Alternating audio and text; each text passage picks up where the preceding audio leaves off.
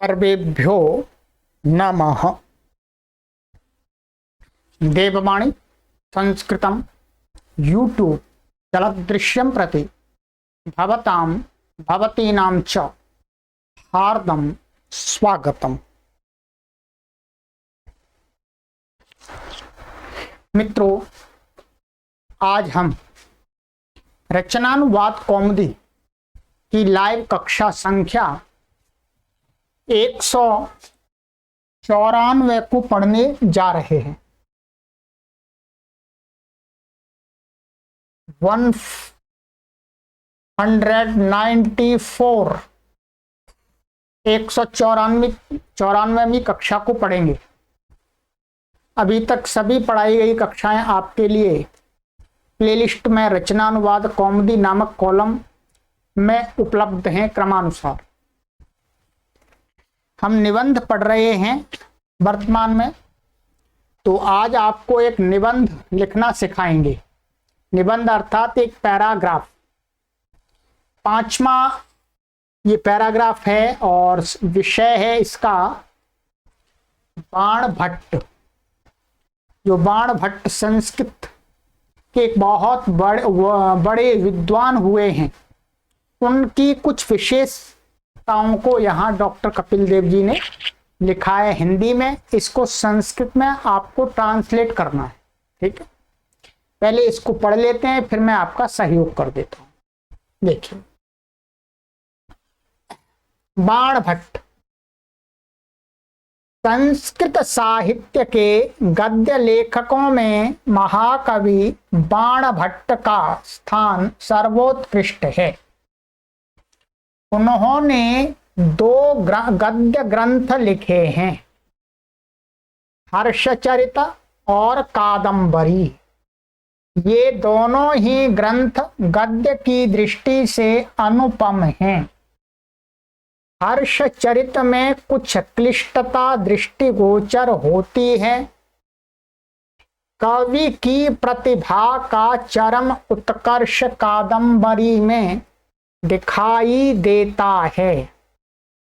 उनकी शैली में शब्द और अर्थ, भाव और भाषा का सुंदर समन्वय है।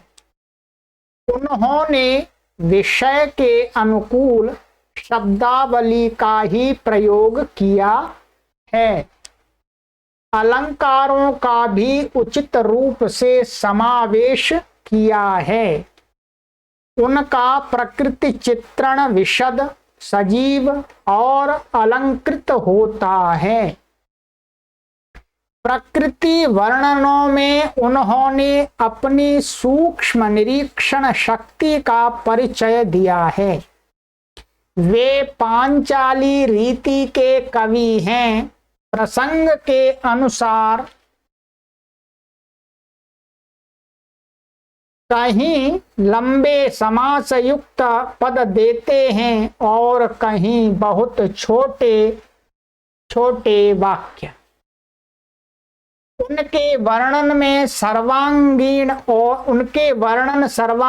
और पूर्ण होते हैं। उनका भाषा और शब्द पर असाधारण अधिकार था। ये आचार्य बाणभट्ट, महाकवि बाणभट्ट के विषय में कुछ विशेष बातें उनके विद्या से संबंधित बताई गई, ठीक है। आइएगा, अब इस निबंध को आप कैसे आपने लिखा है, थोड़ा सा सहयोग लीजिएगा मेरी तरफ से, ठीक है। ये लीजिएगा, ये आपके लिए मैंने तैयार किया है। बाणभट्टः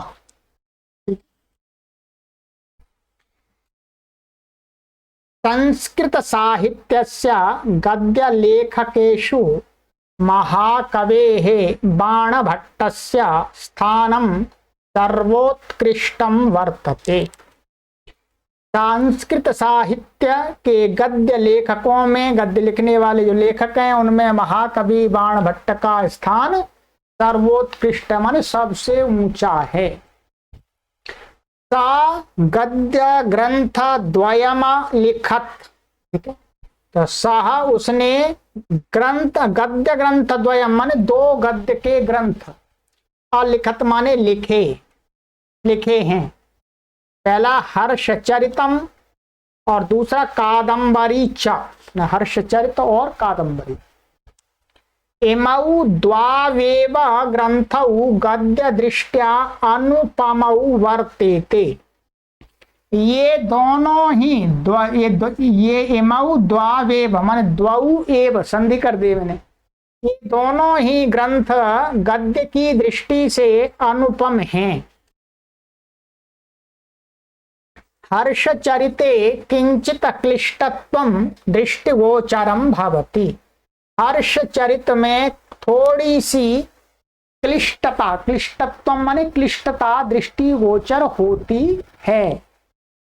कवेः प्रतिभायाश्चरमोत्कर्षः कादम्बर्यां दृश्यते। कवि की प्रतिभा का चरम उत्कर्ष कादम्बरी में दिखाई देता है। तस्य शैल्यां शब्दार्थयोर्भावभाषयोश्च सुंदरः समन्वयो वर्तते। उसकी शैली में शब्द और अर्थ, भाव और भाषा, ठीक है, माने शब्द अर्थ और भाव और भाषा का सुंदर समन्वय है। सा विषयानुकूलां शब्दावलीं प्रयुक्तवान अस्ति। उसने शब्दों के विषय के अनुकूल ही शब्दावली का प्रयोग किया है। अलंकाराणामप्युचित रूपेण समावेशः कृतोस्ति माने अलंकारों का भी उचित रूप से समावेश किया है। यहाँ संधि कर दिया अलंकाराणाम अपि उचित, कोई अणची लग गया है सीधा तो है। तत् प्रकृति चित्रणम विशदम सजीवम अलंकृतम च भवति। उनकी प्रकृति चित्रण है, वो प्रकृति का चित्रण है, वो विशद और सजीव और अलंकृत होता है। प्रकृति वर्णनेषु स्वसूक्ष्म निरीक्षण शक्तेः परिचयं दत्तवान अस्ति। प्रकृति के वर्णनों में मैंने अपने काव्यों के अंदर जब प्रकृति का उन्होंने वर्णन किया है, उसमें उसने माने महाकवि ने अपनी सूक्ष्म निरीक्षण शक्ति का परिचय दत्तवान अस्ति, परिचय दिया है। उसने इतनी गहराई से निरीक्षण किया प्रकृति का। सा पांचाली रीत्याह कविर्वर्तते। वह पांचाली रीति के कवि हैं। प्रसंगानुसारेण कुत्रचित् दीर्घ समासयुक्तानि पदानि प्रयुङ्क्ते कुत्रचित् यहां पर ऐसा कर दीजिए कुत्रचित् अति लघूनि, अति कर दीजिएगा, यहां छूट गया है। अति लघूनि वाक्यानि, ये दोनों एक मिल जाएगा। अति लघूनि वाक्यानि च, ठीक है। प्रसंग के अनुसार कहीं पर दीर्घ और समास युक्त, लंबे लंबे समास युक्त पद प्रयोग किए हैं उन्होंने। और कुत्रचित अति लघूनि वाक्यानि च, और कहीं पर बहुत छोटे वाक्यों का प्रयोग किया है। तस्य वर्णनानि सर्वांगीणानि पूर्णानि च भवन्ति। उसके वर्णन, उनके वर्णन हैं वो सर्वांगीण होते हैं, सभी अंगों से पूर्ण, सभी विषयों से परिपूर्ण तथा पूर्ण होते हैं, माने सब बातें आ जाती हैं, अधूरा अछूता नहीं रहता कुछ भी। तस्य भाषायाम शब्दकोशे चासाधारणोधिकार आसीत। उसका भाषा पर और शब्दकोश पर असाधारण अधिकार था। संधि कर दिया, विसर्ग हटा दिया है, ठीक है। तो ये तो मैंने आपकी सहायता के लिए लिख करके आपको तैयार करके मैंने बता दिया है। आप इसको सहायता ले सकते हैं, वीडियो को स्टॉप कर करके आराम से मिलान कीजिएगा। और कभी जरूरत पड़े तो विद्यार्थी इसको फिर देख के लिख भी सकते हैं, लिखेंगे हम जानते हैं। क्योंकि पहली बार ये कार्य हो रहा है। ऑफलाइन और ऑनलाइन जगत में ये कार्य पहली बार हो रहा है। इन निबंधों को कोई लिखाते नहीं है, मैंने ही लिखाना चालू किया है यहाँ पर। ठीक है, चलिएगा, भरपूर लाभ लीजिएगा आप इन निबंधों का मित्रों, और मैं आप सभी के लिए ही बना रहा हूं। आगे की कक्षा में एक छोटा सा एक निबंध लेकर के आएंगे, 6 माह ग्राम्य जीवन। ठीक है, लिख लीजिएगा, छोटा सा 5 लाइन का है, फिर मैं आपकी सहायता कर दूंगा। आप पहले लिख करके तैयार रखिएगा, उसके बाद वीडियो देखिएगा, तब आपको आनंद आएगा। और नहीं लिख सकते हैं तो फिर इसको पढ़ ही लीजिएगा, उसमें ही कुछ आनंद आ जाएगा। ऐसा मत कीजिएगा कि लिखें भी नहीं और पढ़ें भी नहीं। ठीक है, पहले तो लिखने का आपका सामर्थ्य है, कैपेसिटी है आपके अंदर, आप कैपेबल हैं, तो आप जरूर लिखिएगा, फिर इससे सहायता लीजिएगा। चलिएगा मित्रों, ये जो संस्कृत का महान अभियान चल रहा है, ये कैसे चल रहा है आप जानते हैं, आपके सहयोग से चल रहा है। मेरे पास कोई कहीं से सैलरी नहीं आती है, कोई पैसे नहीं आते हैं, कोई वेतन नहीं आता है। ठीक है, आपके सहयोग से ये अभियान हम चला पा रहे हैं। कितना बड़ा अभियान हो गया, और आगे भविष्य में न जाने कितना बड़ा स्वरूप ये ग्रहण करने वाला है। कई योजनाएं इसमें जुड़ती चली जाएंगी मित्रों। मानव जाति के कल्याण के लिए एक आंदोलन हमने आरंभ किया है, और इसमें मैं कुछ भी नहीं हूं, जैसे आप हैं वैसे मैं हूं, एक छोटा सा प्राणी। तो मित्रों, इस अभियान को निरंतर लंबे समय तक कंटिन्यू अबाध रूप से चलाने के लिए मुझे आपका प्रति माह सहयोग चाहिए। प्रति माह सहयोग चाहिए। आज की डेट में आप देख लीजिए, वीडियो आज बना रहा हूं, आज की डेट में इस प्लेटफॉर्म को चलाने के लिए मुझे कम से कम 35 से 40-45 हजार रुपए व्यय करने होते हैं। ये पैसा कहां से आता है? ये आपके तरफ से दक्षिणा के रूप में, सहयोग के रूप में आता है।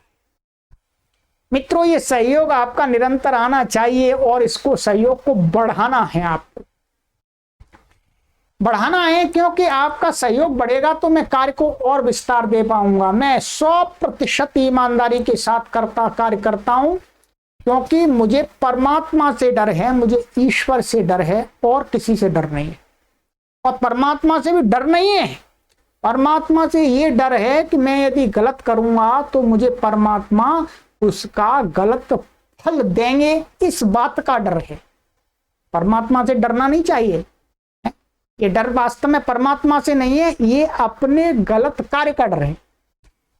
इस भय के कारण से मानिएगा, अपने अच्छे गुरुजनों के शिक्षाओं के कारण मानिएगा, परिवार की शिक्षाओं के कारण मानिएगा, हमने संकल्प लिया है कि हम सत्य का प्रचार प्रसार करते हुए, विद्या का प्रचार प्रसार करते हुए ईमानदारी पूर्वक, 100% ईमानदारी पूर्वक अपना जीवन यापन करेंगे।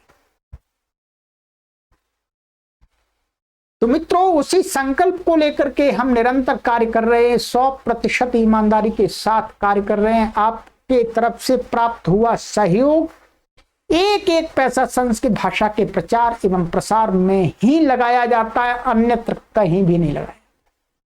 तो मित्रों, आप हमें प्रतिमाह अपने स्वेच्छा पूर्वक जो भी आपसे सहयोग बन पड़ता है वो अवश्य दीजिएगा। मासिक सहयोग के लिए आपसे हम निवेदन करते हैं कि मासिक सहयोग आप इस अकाउंट में दें।